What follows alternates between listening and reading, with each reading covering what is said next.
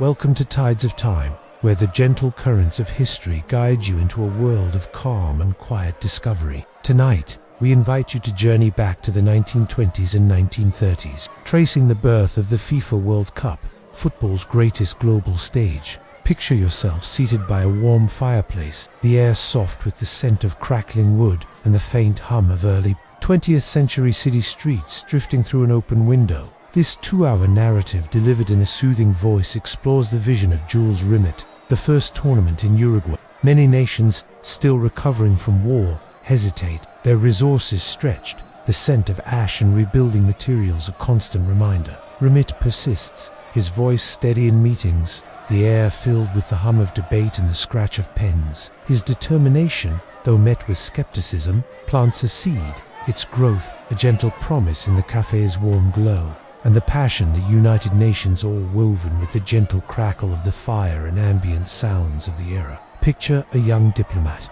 his hands tracing Rimet's notes, inspired to spread the word, the air carrying the faint tang of printed proposals. The cafe grows still as dusk falls, the clink of cups fading, and the scent of croissants softens. Rimet's dream, born in this quiet corner, will soon unite the world, its rhythm a lullaby for nations. As you imagine the cafe quieting, this story carries you forward, a soothing current toward the next chapter of football's journey. Each segment is crafted to lull your mind, perfect for relaxation or sleep, with a seamless transition from sepia-toned photographs to soft charcoal sketches at segment 6. Settle in, let your thoughts drift, and allow the tides of this historic tale to carry you toward restful dreams. Let's begin. Imagine yourself in Paris in the early 1920s, seated in a quiet cafe where the air is warm, filled with the scent of freshly baked croissants and the faint taps of espresso brewing at the counter. The soft clink of cups and the murmur of conversation drift around you as Jules Rimet, a soft-spoken Frenchman with a vision, sips his coffee. Picture him sketching plans on a napkin, the pencil scratching softly, his mind replaying matches between England and Scotland, their pitches damp with English rain. He envisions a global contest, a stage for amateur and emerging teams, the air thick with the scent of grass and leather. FIFA, founded in 1904, had organized small tournaments, but Rimet wants more a world championship. The cafe grows quiet as patrons leave, the scent of coffee lingering, and his idea begins to take shape, a quiet tide waiting to swell across continents. As president of FIFA, he dreams of a tournament to unite nations through football, a game he sees as a bridge across borders scarred by war. The air carries the rustle of newspapers reporting post-World War I recovery, their ink smudged with hope. This is the birth of the World Cup, a gentle idea taking root in a world seeking peace. As we linger in this serene moment, let the steady rhythm of his thoughts unfold, a story of inspiration crafted to soothe and captivate. Rimet's vision grows from football's early internationals. The challenges are daunting. Imagine the logistical hurdles travel across oceans, the cost of hosting, the air heavy with the creak of ships and the rustle of telegrams coordinating plans. This vision sets the stage for history. As the quiet cafe in Paris fades into the evening's gentle embrace and the scent of croissants lingers, Jules Rimet's vision begins to take shape, carried by the whispers of football's early growth, and filled with the damp scent of grass after a morning rain, the faint temps of earth clinging to your boots. Around you, a small crowd gathers, their woolen coats damp, their voices a soft hum as they watch the first official international match between Scotland and England. Picture a match in 1884 between Wales and Ireland, the air carrying the rustle of wind through Welsh hills, the scent of heather and mud, a constant companion. Players, drawn from local clubs, kick the ball with growing skill, their movements a blend of regional flair. The crowd, small but devoted, cheers softly, their voices a gentle hum over the creak of wooden fences marking the pitch. These games, reported in newspapers, reach France and beyond, the air filled with the rustle of inky pages and the faint temps of printing ink, fueling Rimet's vision of a global stage. The pitch, uneven and marked by patches of mud, hosts players in heavy kits, their leather ball thudding against the ground with each kick. Imagine a game halted by fog, the pitch shrouded, players stumbling as they chase the ball, the air heavy with mist and the scent of wet earth. Picture a young fan, his hands tracing the ball's warm leather, dreaming of wider fields, the air carrying the faint hum of his imagination. The internationals, though limited, prove football's potential, their stories whispered in taverns, the scent of ale and wood smoke lingering. The field grows silent, the grass settling, and this tale feels like a gentle tide carrying the sport toward Rimet's vision. As you imagine the pitch quieting, the scent of damp grass fading, this story guides you forward, a soothing current toward the next chapter of football's journey. Travel is a hurdle-team's journey by train or horse. The creak of carriages and the rumble of tracks are constant, the air thick with coal smoke. Equipment is basic. Balls split, halting play until a replacement is found, and injuries like twisted ankles are common, borne quietly by players unused to such exertion. The air grows still as dusk falls, the crowd dispersing, leaving the field quiet. This is the dawn of football's global journey, a series of marches that will plant the seeds for the World Cup, their echoes reaching Jules Rimet years later. As we linger in this serene scene, let the steady rhythm of their play unfold. A story of beginnings crafted to soothe and captivate. From the warm glow of his dream, the sport's international roots deepen, setting the stage for a global tournament. Let us now step from the Parisian streets to the muddy pitches of early international where the air carries the scent of damp grass and the murmur of curious crowds. Imagine yourself standing on a field in the early 20th century, the breeze soft with anticipation, as we explore the pre-World Cup internationals that inspired Rimet's ambition. Picture yourself in 1872, standing on a grassy field in Glasgow, Scotland, where the air is cool. These early matches are humble yet significant. Imagine the players, amateurs in long trousers and shirts, moving with a mix of enthusiasm and awkwardness, their boots sinking into the soft earth. The ball, a crude leather sphere stuffed with cork, requires force to move. Its thud, a quiet beat against the field's natural rhythm. Spectators, mostly locals and curious travelers, stand along the sidelines, their breaths visible in the cool air, the scent of damp wool and grass mingling with the distant chime of church bells. The game ends in a 0-0 draw, a modest start, but its spirit travels, inspiring nations to play. The internationals spread across Europe. Challenges shape these early contests. These matches inspire a global dream.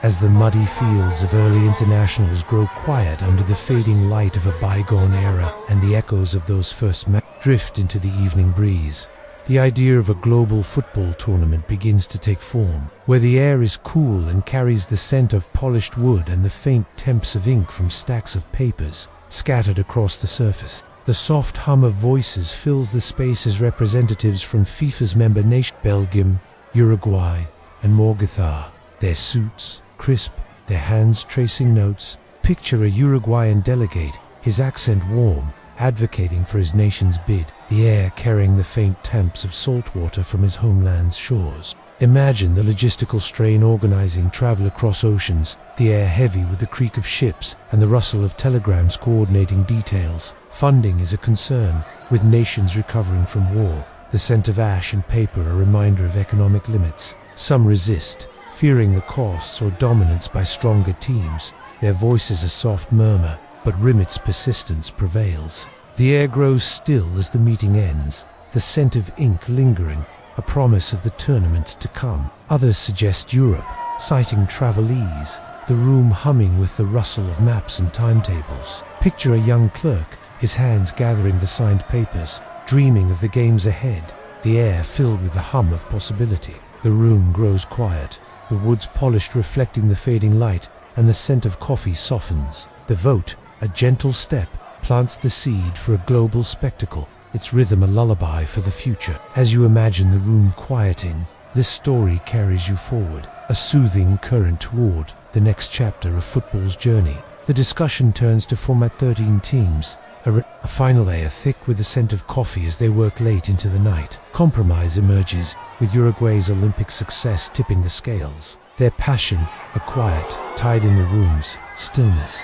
It is here, on a crisp spring day, that Jules Rimet's dream takes a decisive step forward, as the organization votes to create the first World Cup, a tournament to unite the world through football. As we linger in this thoughtful scene, let the steady rhythm of their deliberations unfold, a story of unity crafted to soothe and captivate. From the grassroots pitches where the sport first spread, the vision moves into the halls of decision-making, where leaders gather to shape its future. Imagine Rimet, his voice calm but firm, presenting his proposal. The air filled with the rustle of documents outlining past internationals and the potential for a global event. Delegates nod, recalling matches in Europe and South America, the scent of grass and leather from those fields lingering in their memories. FIFA, now with 41 members, sees the sport's potential to bridge cultures, the room quieting as they weigh the idea. The vote, a simple raise of hands, passes with enthusiasm, the air charged with the scratch of pens signing the resolution, a milestone etched in history. Let us now step from the open fields into a grand meeting room, the air filled with the scent of polished wood and the rustle of papers. As we explore the pivotal FIFA decisions that birthed the World Cup, imagine yourself seated at a long table, the atmosphere charged with quiet determination on this journey through history. Picture yourself in Amsterdam in 1928, seated at a long oak table in a grand meeting room. The decision stems from football's growing reach. Debates shape the plan. Challenges loom large. This decision sets the World Cup in motion. As the meeting room in Amsterdam grows quiet under the fading light of that decisive 1928 day and the rustle of signed papers settles, the World Cup's foundation takes hold, its future shaped by a bold choice. From the halls where FIFA's leaders deliberated, the story moves across the ocean to a nation eager to host, where the air carries the promise of a new era. Imagine the officials, their hands tracing maps of Montevideo's planned stadium, the air carrying the rustle of blueprints and the faint scent of ink. Picture dockworkers pausing their labor, their hands rough from hauling, to help clear land for pitches, the air thick with the scent of damp earth and sweat. Local artisans stitch flags and banners, their needles clicking softly, the scent of dyed fabric mingling with the saltwater breeze. The stadium rises, its concrete skeleton taking shape, the air carrying the rustle of workers' voices and the faint tang of cement. Spectators, already dreaming of the games, gather to watch, their murmurs a soft hum over the clatter of tools, their excitement building with each brick laid. Their national team, dubbed La Celeste, had dominated the 1924 Imagine a Sudden Storm. The docks, slick with rain, ships delayed as waves crash against the pier, the air heavy with the scent of wet wood and frustration. Funding strains, the budget travel costs for distant teams loom large, the air filled with the rustle of telegrams seeking sponsors, the stadium's construction lags. Its incomplete stands a worry, the scent of unfinished concrete a constant reminder. Yet the community's resolve holds, their hands steadying the project, the air growing calm as the storm passes. A 1928 Olympics, their blue and white kits, a symbol of pride, the scent of grass from those victories lingering in memory. Picture a young boy, his hands tracing a miniature ball, watching the docks with wide eyes, the air carrying the hum of his dreams. The port grows quieter as dusk falls, the ship horns fading, and the scent of saltwater lingers, a promise of the world to come. This bold choice, born by the river, plants the seed for a global gathering,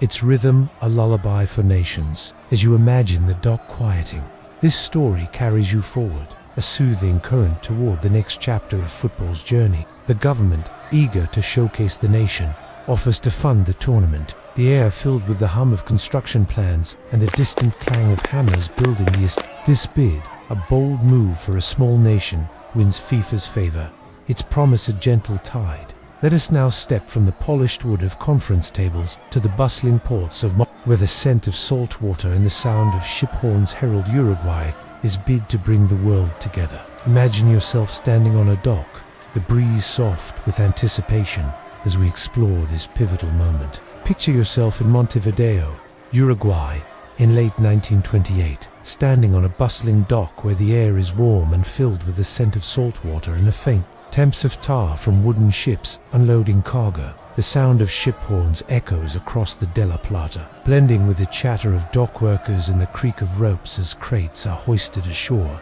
Around you, Uruguayan officials, their faces alight with pride, prepare to host the first World Cup their nation chosen for its footballing prowess, Olympic victories in 1924 and 1928. This is the moment Uruguay steps onto the global stage, a small country with a big dream, ready to unite the world through sport. As we linger in this vibrant scene, let the steady rhythm of their preparations unfold, a story of ambition crafted to soothe and captivate. Uruguay's bid is fueled by Olympic success. The preparations are a community effort. Challenges test this ambition. Uruguay's bid sets the stage for history. As the docks of Montevideo grow quiet under the fading light of late 1928, and the scent of saltwater lingers with the promise of Uruguay's bold bid, the world begins to turn its gaze toward this distant shore. From the bustling ports where preparations take shape, the story moves to the vast oceans, where teams embark on a journey to unite in football's first global celebration. Let us now step from the solid ground of the docks onto the swaying decks of steamships. Picture the teams practicing on deck, their boots tapping on makeshift pitches marked by chalk, the air thick with the scent of damp wood and leather balls. Coaches drill tactics, their voices a soft murmur over the engine's drone. The scent of chalk, dust lingering as they sketch plays. The players, amateurs from varied walks, clerks, laborers, students share stories of their home fields, the air carrying the rustle of maps and the faint temps of tobacco from a sailor's pipe. These moments, though cramped, forge camaraderie, a gentle tide, preparing them for the games ahead. The air filled with the scent of ocean breeze and the rhythmic hum of engines as we recount the travels to the inaugural World Cup. Seasickness grips some, their faces pale. The hum of the engines a faint comfort amidst the chaos. Space's tight trunks clutter the corridors and practice is limited, the air filled with the rustle of frustrated murmurs. Delays threaten schedules, the scent of coal smoke thickening as the ship slows, but the players' spirits hold, their anticipation a quiet strength. Imagine yourself aboard a ship, the horizon stretching endlessly on this gentle voyage through history, and grass mingling as the ship's horn signals arrival. The players, weary but eager, gather their kits, their voices a soft hum of relief, the air carrying the rustle of unpacking and the distant cheer of awaiting crowds. The deck grows quiet as they disembark, the ocean's rhythm fading, and this tale feels like a gentle tide carrying the world to Uruguay's shores. As you imagine the ship docking, the scent of salt water softening, this story guides you forward, a soothing current toward the next chapter of football's journey. Picture yourself aboard a steamship in early 1930s, standing on the deck as it cuts through the Atlantic Ocean, the air cool and filled with the scent of salt water and the faint tang of coal smoke from the ship. Imagine the players, bundled in woolen coats, gazing at the horizon, the air carrying the rustle of waves and the distant cry of gulls. The journey from Europe takes weeks, the ship rocking gently, its engines a constant hum, the scent of oil and salt a constant companion. Brazilian players, traveling from Rio, face a shorter but still arduous trip, their voices rising in song to lift spirits, the air filled with the faint sweetness of tropical fruit they've brought along. The decks, crowded with trunks and eager faces, become a floating community, their shared purpose a quiet bond. The rhythmic hum of machinery blends with the creak of wooden planks underfoot, while waves lap gently against the hull, a soothing cadence in the vastness. Around you, footballers from France, Belgium, Romania, and Brazil among the 13 teams inviti-chat softly, their kits packed in trunks, their faces a mix of excitement and nerves. This is the journey to the first World Cup in Montevideo, a voyage that brings the world together, its challenges and wonders shaping the tournament's spirit. As we linger in this tranquil scene, let the steady rhythm of the sea unfold, a story of unity crafted to soothe and captivate. The voyage is a test of preparations mark the journey. Challenges test their resolve. Imagine a stormy night, the ship pitching violently, waves crashing over the deck, the air heavy with the scent of wet wool and saltwater spray. The journey nears its end. Picture the first sight of Montevideo's coastline, the air brightening with the scent of land salt. As the steamships dock in Montevideo, and the scent of saltwater fades into the warm air of a July morning in 1930, the world's footballers step onto Uruguayan soil, their journeys culminating in a historic gathering. From the swaying decks where camaraderie was forged, the story moves to the vibrant fields where the first matches will unfold, marking the birth of a global tradition. Filled with the scent of freshly cut grass and the faint temps of dust stirred by the arriving crowd, imagine the referee's whistle piercing the air. The ball rolling as French player Lucien Laurent scores the first World Cup goal just 19 minutes in, the crowd erupting in a wave of applause, the scent of leather and sweat rising from the field. Picture the afternoon's game between the United States and Belgium, the air carrying the rustle of flags from distant nations, the scent of popcorn from vendors mingling with the grass. Imagine a sudden breeze stirring dust across the pitch, players squinting as they chase the ball, the air heavy with the scent of dry earth,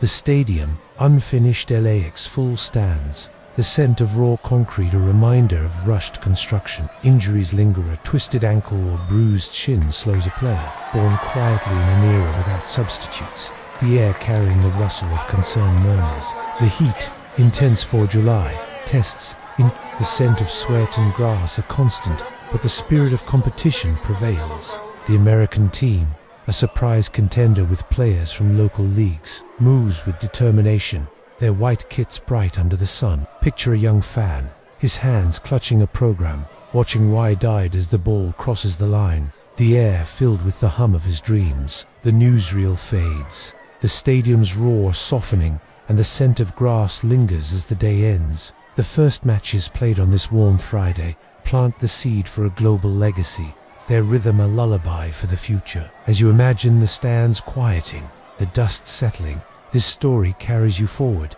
a soothing current toward the next chapter of football's journey. The crowd, a tapestry of locals and visiting Europeans, cheers softly, their voices a hum over the creak of wooden seats. The ball thuds against the posts, the air filled with the faint temps of polished wood, each play a step toward uniting the world. The pitch, newly laid but uneven, challenges the players, their boots kicking up small clouds of dust, the air thick with the hum of excitement. Mexico responds with resilience, their dark jerseys a stark contrast, the game a blend of European finesse and Latin American flair. The newsreel crackles, preserving the moment, a gentle pulse in the stadium's rhythm. The stadium, still incomplete but buzzing with life, hosts the opening match between France and Mexico, the players' heavy kits contrasting with the green pitch. The sound of a crackling newsreel recorder captures the moment, its static blending with the soft roar of 20,000 spectators, marking the start of the first FIFA World Cup.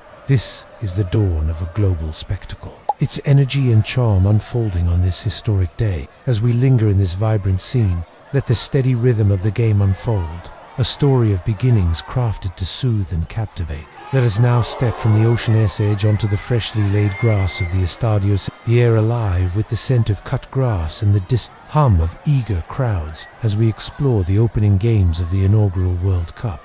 Imagine yourself seated in the stands, the atmosphere charged with anticipation on this gentle journey through time. Picture yourself in Montevideo on July 18, 1930, seated in the wooden stands of the Estadio Centenario, where the air is warm at 11:10 a.m. The tournament begins with a kickoff. The matches draw a global mix. Challenges mark the early games. These matches set a historic tone, as the wooden stands of the Estadio Centenario grow quiet under the warm Montevideo sun.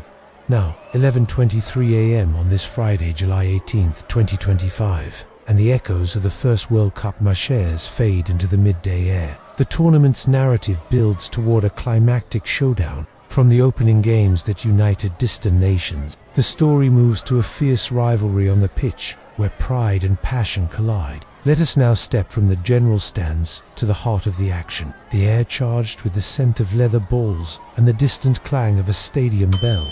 Goals by Santos Iriarte and Castro, the latter a late strike, turn the score to 4-2. The crowd roaring as Uruguayan flags wave triumphantly, the air heavy with the scent of victory and dust. Argentine players, exhausted, fight back, but the hosts' resolve holds, the pitch marked by their relentless play. The newsreel crackles, capturing the moment, a gentle pulse amidst the chaos, and the roar of a partisan crowd as we explore the iconic Argentina versus Uruguay finale. Imagine a brief rain shower, the pitch growing slick, players slipping as they chase the ball, the air thick with the scent of wet earth and wall. The match, a triumph for the hosts, proves football's power to unite and divide. Its story whispered in homes that night, the scent of mate and wood smoke lingering.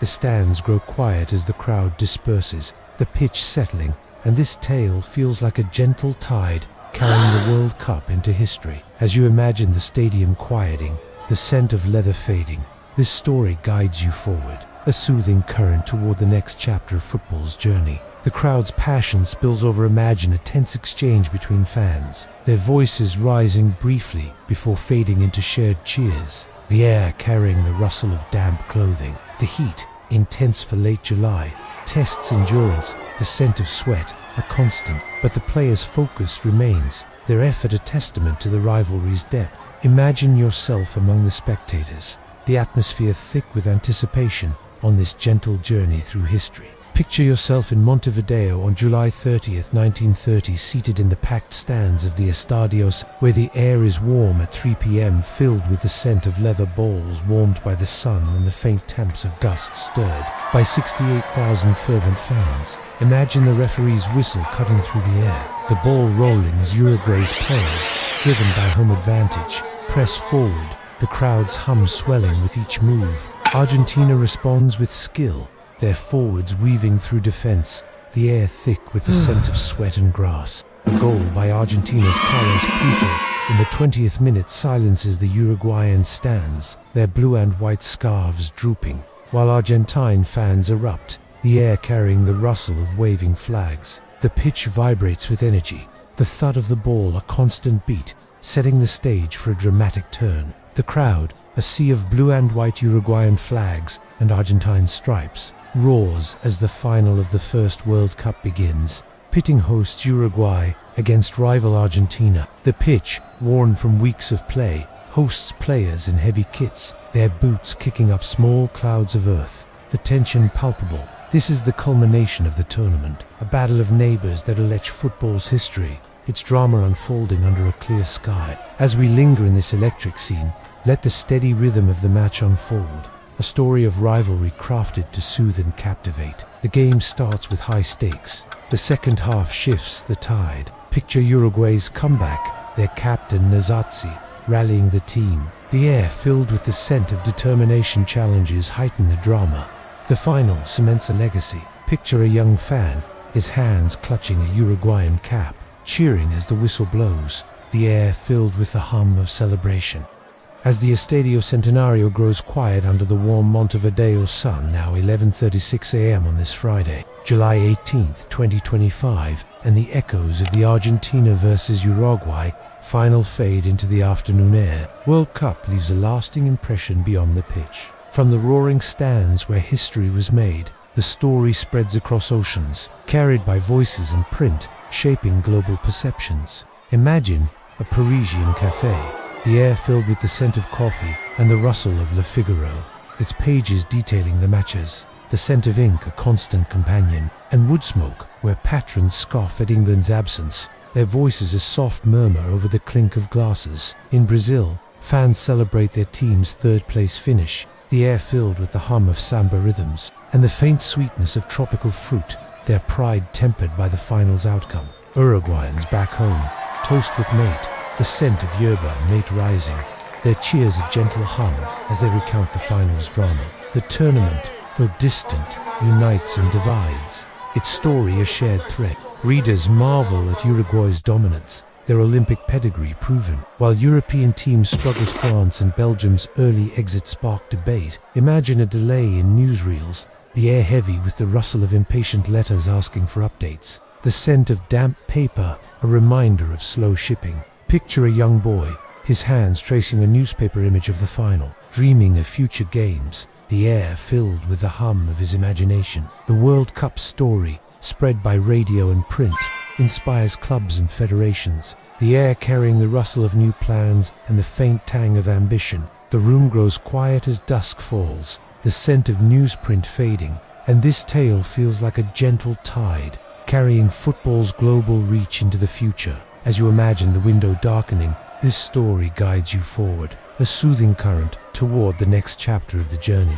Some criticize the travel costs, their voices a soft complaint in homes, the air carrying the hum of economic caution. The lack of European participation only for teams made the journey spark skepticism, the scent of coal smoke from untraveled ships lingering. But the event's novelty outweighs these doubts. Its promise, a quiet strength. The radio, a novelty in many homes, crackles with reports. The air carrying the faint temps of static and the hum of excited listeners. In South America, newspapers like La in Buenos Aires buzz with pride and rivalry. The air thick with the rustle of pages and the scent of printed pride. Let us now step from the stadium's dust to the quiet corners of homes and newsrooms.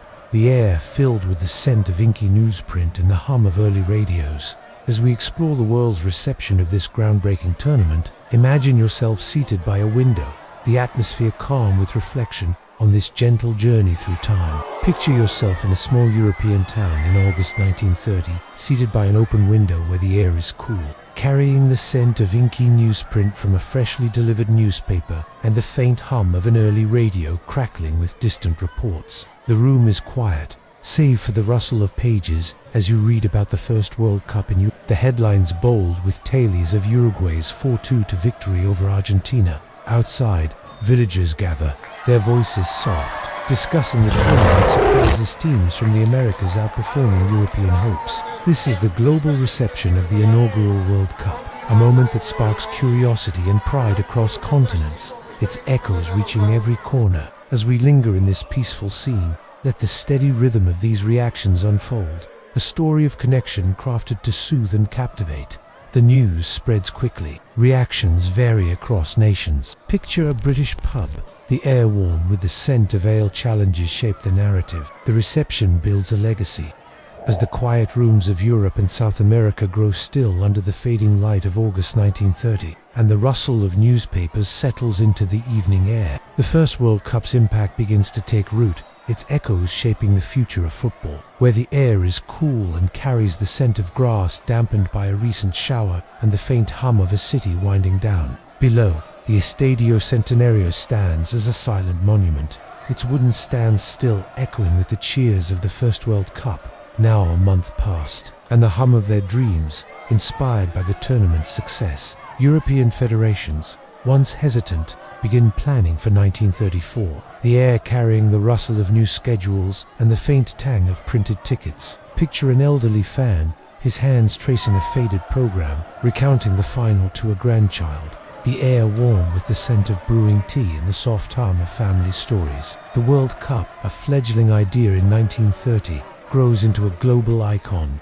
its matches replayed in documentaries, the air filled with the crackle of old news. The hillside grows quiet as dusk deepens, the scent of grass fading, and this tale feels like a gentle tide, carrying football's future into the night. The event sparks youth leagues, their fields alive with young kicks. The scent of chalk and earth are constant. As the World Cup spirit takes root in communities worldwide, its rhythm a quiet pulse. The distant murmur of Montevideo's streets fades, replaced by the soft rustle of leaves. As you reflect on the legacy of that inaugural tournament, Uruguay's triumph, the unity of nations, and the birth of a global tradition, imagine the economic strain, the air heavy with the rustle of unpaid bills from the journey, the scent of coal smoke from untraveled ships, a reminder of limited participation. The incomplete stadium, its concrete still raw, reflects rushed efforts, the air carrying the hum of quiet criticism. Yet, these hurdles fade, overtaken by the event's success.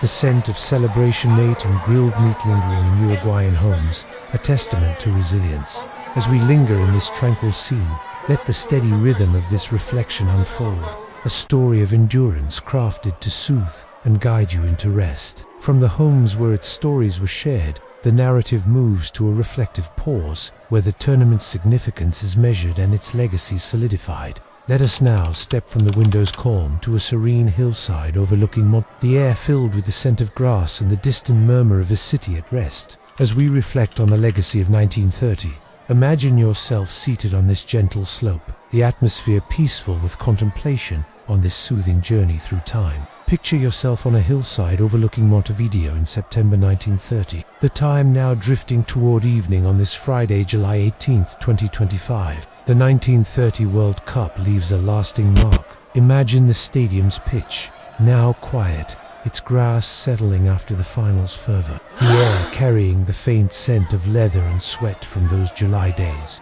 Uruguay's 4-2 victory over Argentina proves a small nation can lead, inspiring future hosts, a scent of ambition lingering in FIFA's plans. The tournament, with 13 teams from 4 continents, demonstrates football's reach, the air filled with the rustle of telegrams spreading the news, its unity a gentle tide across oceans. This legacy, born in Montevideo, sets a precedent for global competition. It influences football's growth. Picture a club in Brazil, its players practicing with renewed vigor. The air thick with the scent of tropical grass challenges temper its triumph. The legacy endures in memory. As the hillside overlooking Montevideo grows quiet under the deepening dusk, now 11:42 a.m. on this Friday, July 18th, 2025, and the scent of grass fades into the stillness, the legacy of the 1930 World Cup settles into a foundation for the future. From the reflective slopes, where its impact is pondered, the story moves forward, carried by the gentle tides of time, promising a legacy that will grow with each passing tournament. Let us now step from this serene vantage point to a quiet harbor at dawn. Picture a young player in Argentina, his boots tapping a dusty street, the air thick with the scent of earth, and his dreams, inspired by the finals drama, to join future teams. European nations, once reluctant, begin preparations, the air filled with the rustle of travel plans and the faint temps of coal smoke from upcoming The World Cup, born in a small nation, grows into a stage for all. Its rhythm a quiet pulse in villages and cities alike, the scent of hope a constant companion, the air filled with the scent of salt water and the soft murmur of a world awakening as we conclude with the enduring promise of the World Cup's future, and the scent of ink from fundraising letters, yet overcome by growing interest. Travel woes, like those of 1930, prompt innovation's faster ships. Later, air traveled air, carrying the hum of progress. We've journeyed from Jules Rimet's Café Dream, through early internationals, FIFA's decision, Uruguay's bid, the ocean voyage, and the first matches, to the iconic final and its global reception, reflecting on a legacy that endures. The scent of grass, salt water, and inky newsprint lingers, a reminder of a tournament that united nations and set football's course. The legacy, though young, proves adaptable, its strength, a quiet strength. The scent of salt water, a reminder of its oceanic beginnings. Imagine yourself standing by the water's edge, the atmosphere calm with hope on this soothing journey through history. Picture a sailor, his hands on the ship's rail, gazing at the horizon, the air filled with the hum of his vision for the next World Cup.